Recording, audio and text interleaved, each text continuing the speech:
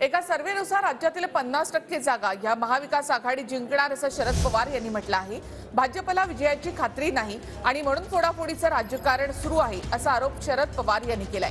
तर काही लोक सोडून गेल्याची चिंता नाही। 1980 मध्ये जे आमदार सोडून गेले त्यातले 95% पराभूत झाले। यावेळी सुद्धा इतिहासाची पुनरावृत्ती होईल असं शरद पवार यांनी म्हटलंय। शरद पवारांनी एक प्रकारे अजित पवारांना हा इशारा दिला आहे।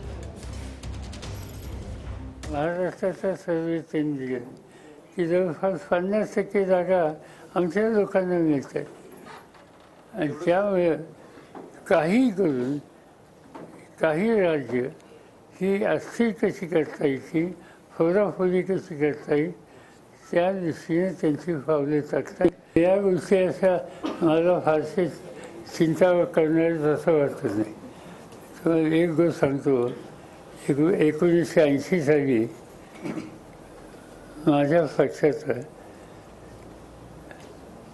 59 आमदार निवडून आले। 59 आमदाराच्या पैकी 6 सोडून सगळे गेले। त्यातले 95% आमदार पराभूत झाले आणि आमचे लोक निवडून आले। त्यामुळे नेहमीच होईल।